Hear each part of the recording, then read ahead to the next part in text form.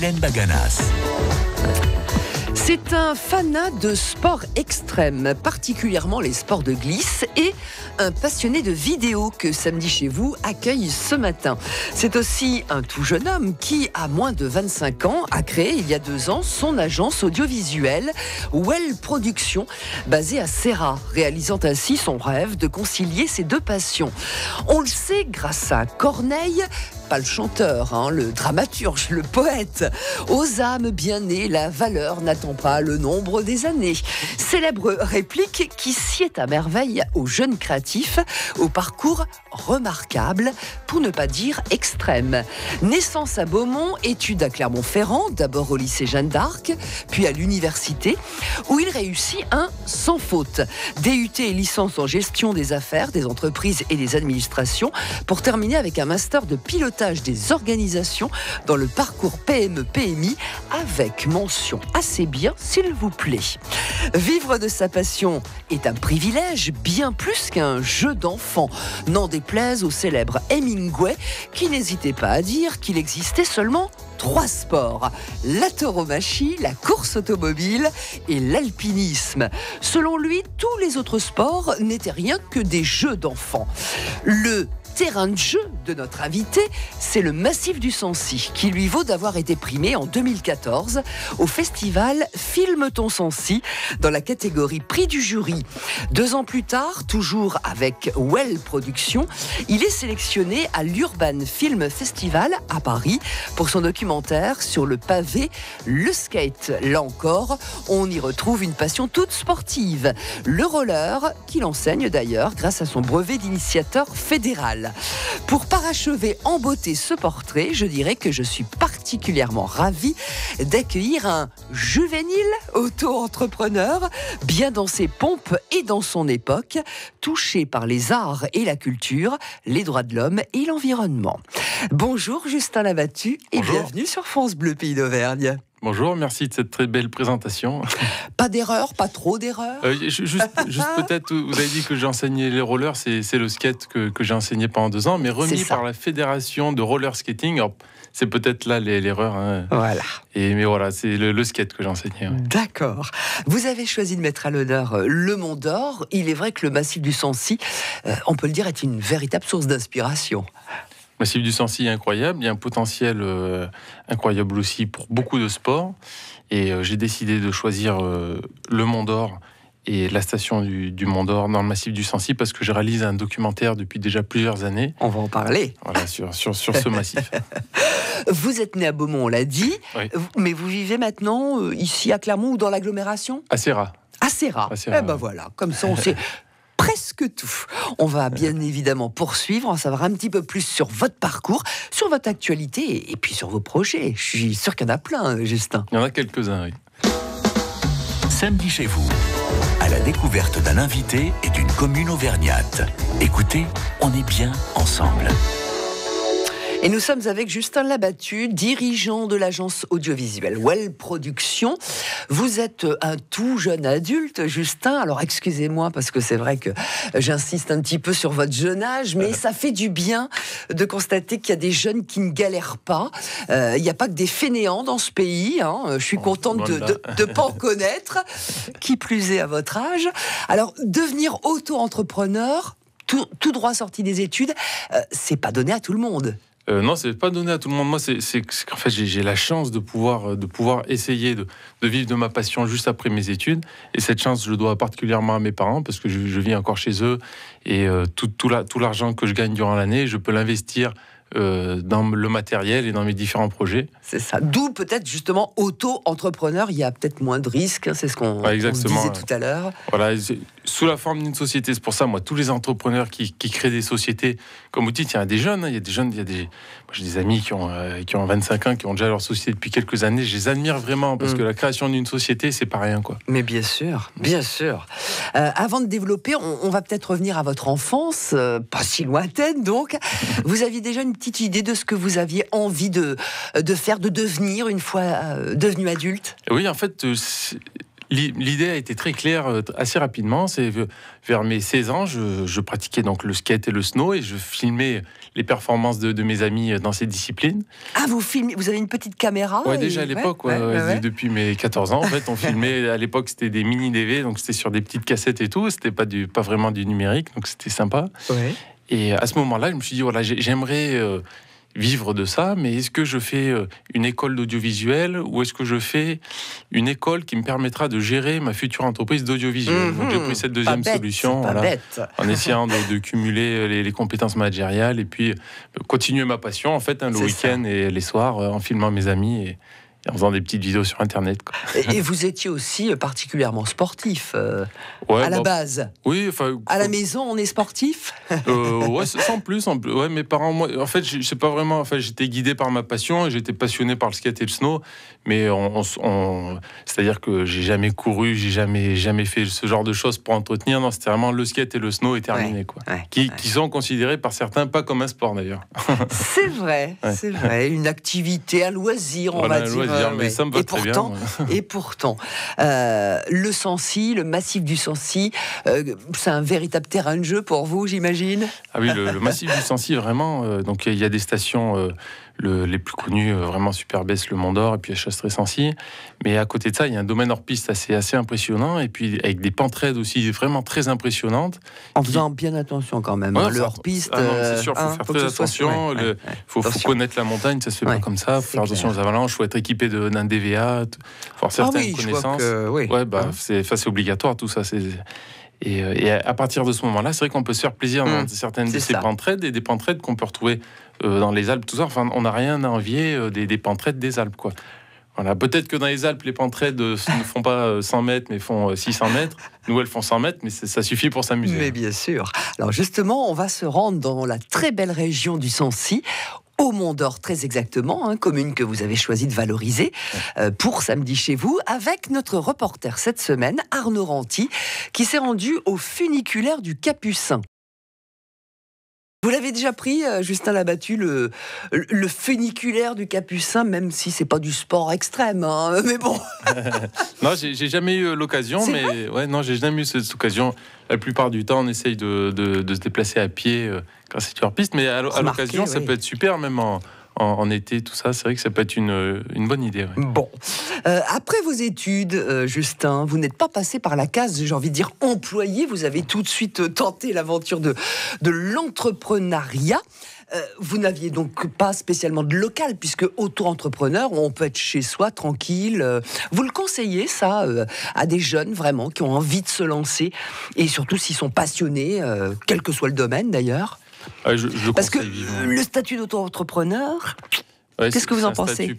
C'est vrai que c'est un statut pas évident.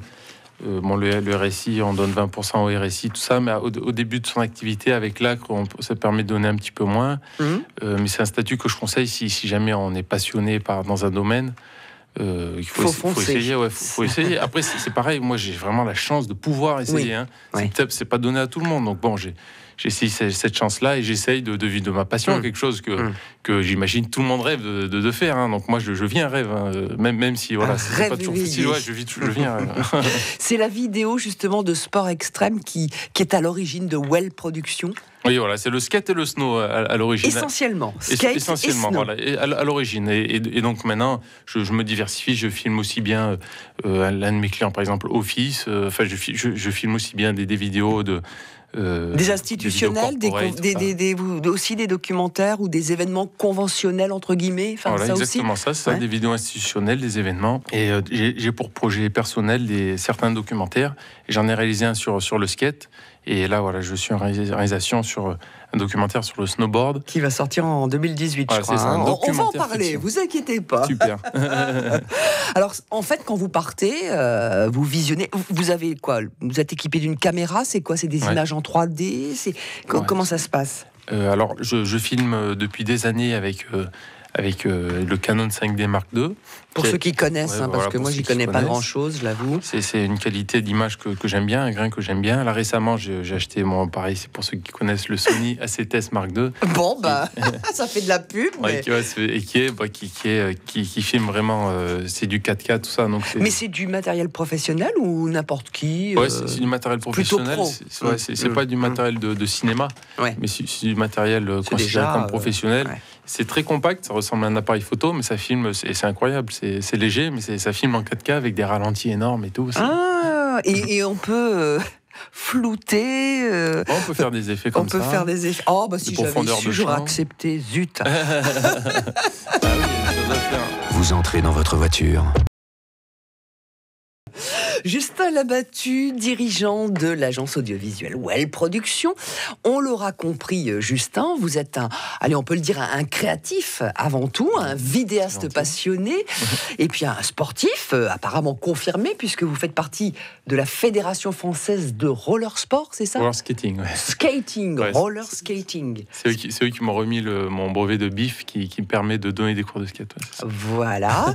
Donc concilier vidéo et sport extrême, c'est ce que vous faites par le biais de Well Productions. Ouais. Vous êtes donc derrière la caméra. C'est vous qui faites tout, je crois. Vous filmez, vous montez les sujets, vous peaufinez vos vidéos.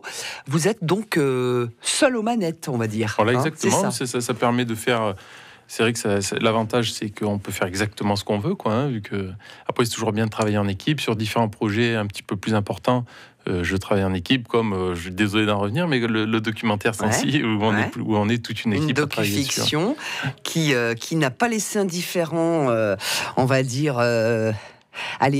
une structure particulièrement importante, particulièrement connue. On va en parler dans quelques instants, mais pour l'instant, puisque l'horloge tourne encore une fois très vite, trop vite, on va retrouver Arnaud Ranty. Il est cette fois au sommet du Mont d'Or, après être monté avec le funiculaire du Capucin. Oui, d'accord. Voilà. Ouais. Eh ben oui, on discute beaucoup avec Justin. Qu'est-ce que vous croyez ? Oui, très intéressant. C'est un plaisir de discuter avec Justin Labattu. Plaisir partagé. Vous avez jamais eu l'occasion de filmer le funiculaire du Capucin, puisqu'on vient d'en parler ? Non, je ne me focalise pas sur les structures humaines. Je me focalise... en ce qui concerne le massif du Sancy, plus sur la beauté naturelle du l'environnement, c'est quand même quelque chose qui vous touche particulièrement. Exactement, même si aussi je respecte et considère toute l'histoire qu'il peut y avoir dans les villes autour du massif. Bien sûr. Et puis les droits de l'homme, je sais que ça aussi, c'est une cause que vous défendez. Aussi, oui. Aussi. On peut pas tout dire, mais moi, je sais plein de choses. C'est ça qui est bien aussi avec cette émission. Vous avez tourné dans le Sancy. Vous avez même eu, il y a 3 ans, le prix du jury au festival Film ton Sancy. Vous aviez tourné pendant plusieurs semaines, voire peut-être plusieurs mois, je crois, pour ce film. Oui, plusieurs mois, pendant la saison 2014, je crois. Ah ouais. Voilà, en fait, à cette époque-là, je me rends compte qu'il y avait encore beaucoup de neige qui tombait sur nos massifs. Et oui. Et depuis cette saison 2013-2014, il y en a vraiment de moins en moins. Et l'année dernière, c'était vraiment critique. Et j'espère que cette année qui arrive, ça va un petit peu changer la donne, on verra. On verra si on fait ce qu'il faut. J'espère qu'il n'est pas trop tard, c'est tout. On va découvrir bientôt, et ça, vous l'avez évoqué plusieurs fois, Justin Labattu, une docu-fiction sur le Sancy. C'est l'histoire d'un Auvergnat qui découvre le massif à travers le snowboard, mais pas que. Et ce film, en fait, ou plutôt... parce que c'est en construction, on est bien d'accord. Oui. Il a été, remarqué, en tout cas, il est soutenu par Disney XD. Alors, Disney XD, je ne veux pas dire de bêtises, c'est bien une chaîne de télé américaine du groupe Walt Disney Productions. Oui, c'est exactement ça. En fait, c'est donc Disney XD France qui cherchait des sujets où des personnes défendaient l'environnement à travers des activités sportives. Et vu que mon projet collait à leur attente, ils m'ont contacté. Voilà, Mais c'est magnifique, c'est super. J'étais très content. C'est peut-être le début de... On ne sait pas. Un commencement. La bande-annonce de ce film, en tout cas de ce docu-fiction, on dit comme ça. C'est un film aussi. Un film. Par définition, c'est peut-être un film. On peut dire film aussi. Il va s'appeler comment ? Sancy. Sancy, Sancy. On va être connu dans le monde entier grâce à vous. Quand je dis on, c'est l'Auvergne, c'est Sancy, c'est notre belle région. La bande-annonce, en tout cas, a été vue, je crois, plus de 60 000 fois sur Facebook, rien que sur Facebook. Oui, rien que sur Facebook, j'en suis bien content. On peut facilement... On peut facilement la retrouver. Elle est aussi disponible sur YouTube en tapant Sancy, documentaire fiction, tout simplement. Et sur Facebook, en tapant Well Productions, vous tomberez sur ma page. Et elle est là, tout en haut de la page. Ouais, il y a des images, je ne vous dis que ça y est encore, j'ai pas tout vu, moi, j'ai pas eu le temps de tout voir. Vous avez tourné pour le parc animalier d'Auvergne, à Art-sur-Couze. C'était facile justement de filmer des animaux sauvages. Passionnant, ça a dû l'être, mais facile. Est-ce que ça l'a été?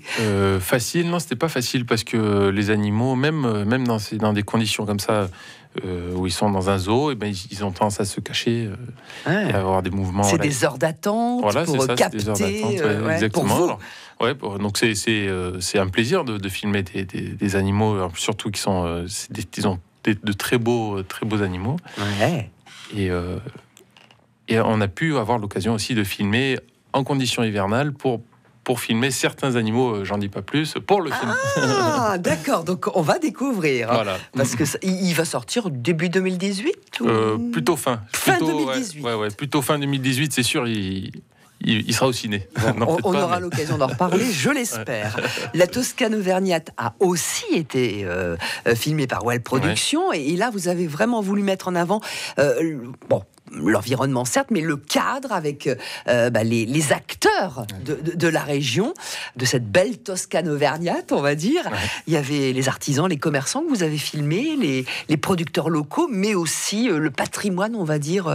En fait, moi, j'essaye de travailler beaucoup pour des projets qui mettent en valeur l'Auvergne. Donc, c'est ça. Le parc animalier d'Auvergne, la Toscane d'Auvergne, qui est un territoire qui se situe autour de Billon, qui est peu mis en avant dans l'Auvergne. Oui. Voilà, quand on parle de l'Auvergne, on passe plus de la chaîne des Puys ou du massif du Sancy, alors que ce territoire qui ressemble justement à la Toscane d'Italie est assez unique en son genre et qui mérite d'être mis en avant. Donc vous êtes allé sur quelle commune tout tourner autour de Billon. Voilà, en fait, c'est ça. La Toscane, elle va de Issoire à Billon et ça regroupe tout un tas de petits villages. Ouais. Un petit clin d'œil à Loïc Frénéa, notre ingé son, notre technicien qui habite à Billon. Excellent.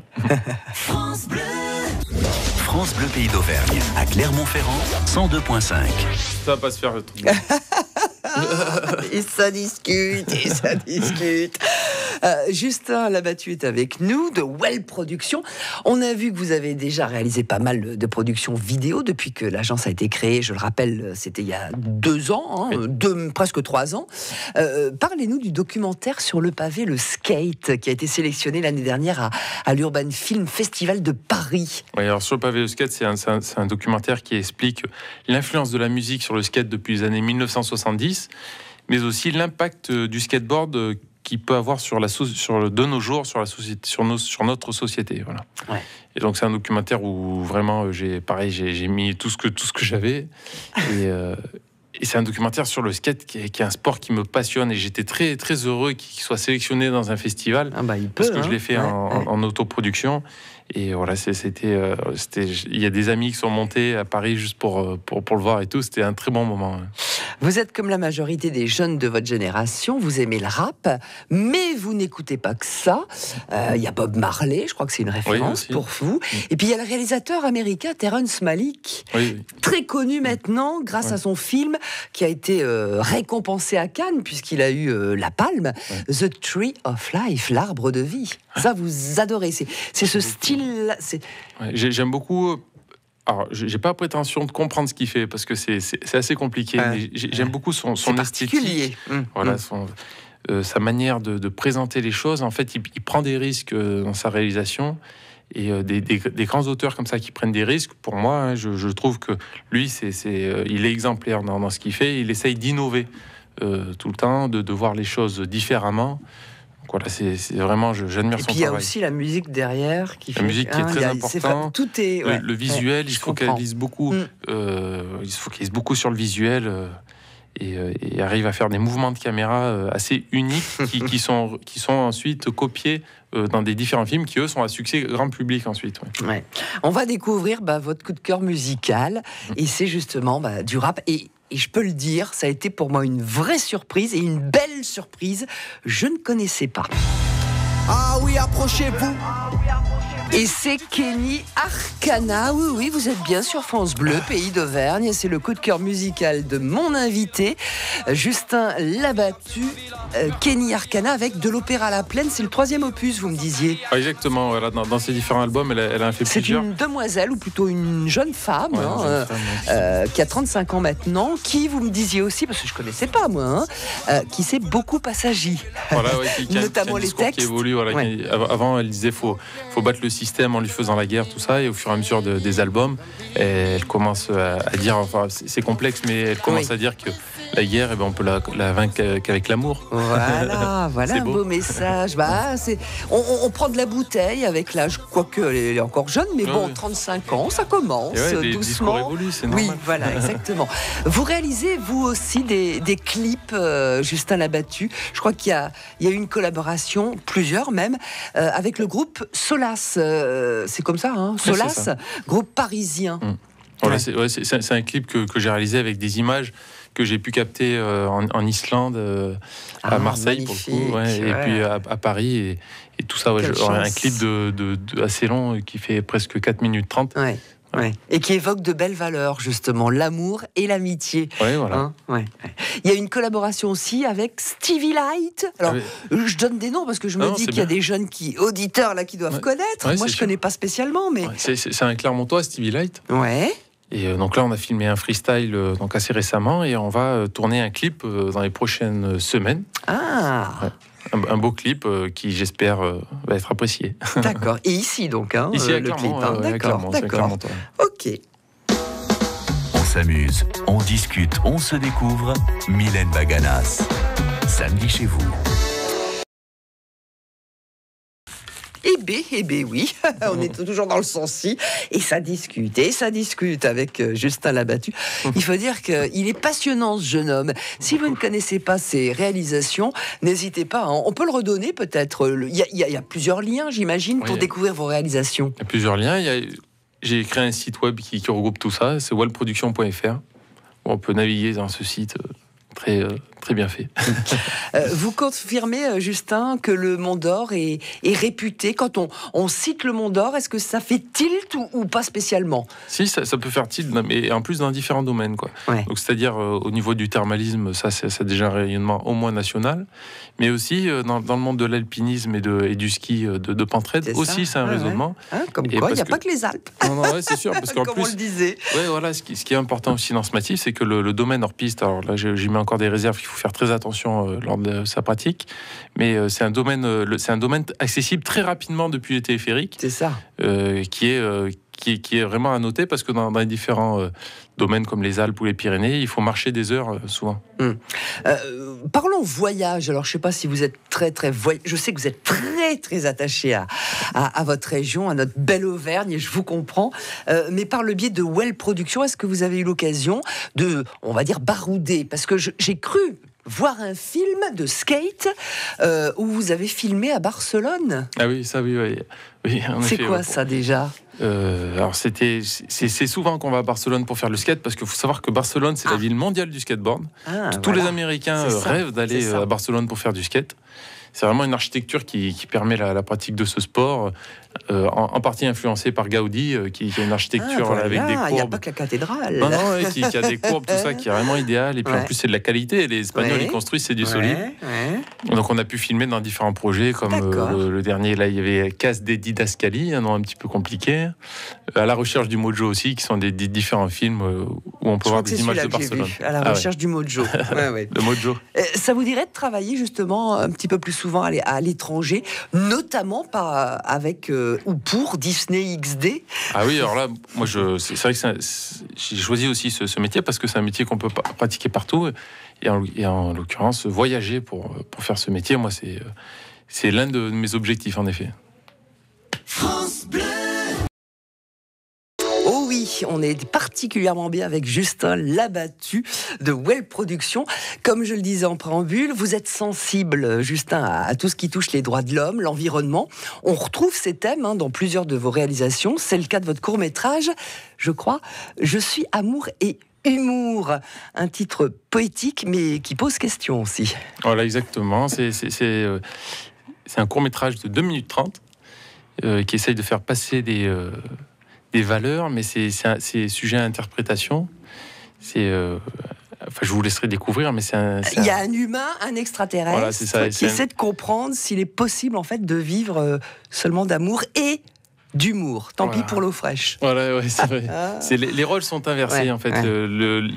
En réalité, l'extraterrestre, ce serait peut-être plus les êtres humains du film, et dans ce court-métrage, l'extraterrestre, finalement, c'est peut-être ce que l'on vit nous, quoi. Et ça, c'est vraiment un choix de votre part, c'est pas une commande ou... Voilà, non, c'est ça, voilà. C'est des projets personnels. Il y a aussi, chaque jour est un événement que j'ai réalisé en 2014, que je vais ressortir là dans les prochains jours, qui met en valeur l'handicap. Parce que voilà, l'acteur principal est un jeune homme handicapé, et donc ça met en valeur son quotidien et ses compétences. D'accord. Et ça, on peut le visionner, hein, c'est ça? Non, il n'est pas encore en ligne. Dans les semaines à venir, je le remettrai en ligne. Ça s'appellera Chaque jour est un événement. Chaque jour est un événement. Avant d'écouter le dernier reportage au Mont d'Or, quelques mots quand même sur vos diverses collaborations, des institutionnels comme SNCF, j'ai vu, ou RTE, c'est une filiale d'EDF. Il y a aussi eu Yamaha, ou encore le groupe NGE, un groupe de travaux publics, c'est ça, hein? Oui, donc il y a des commandes, je veux dire, et vous êtes demandé aussi. Oui, c'est vrai. Vous êtes sollicité. Voilà. Après, tout ce que vous venez de citer, je l'ai réalisé lors de mes différents stages dans différentes structures à Paris.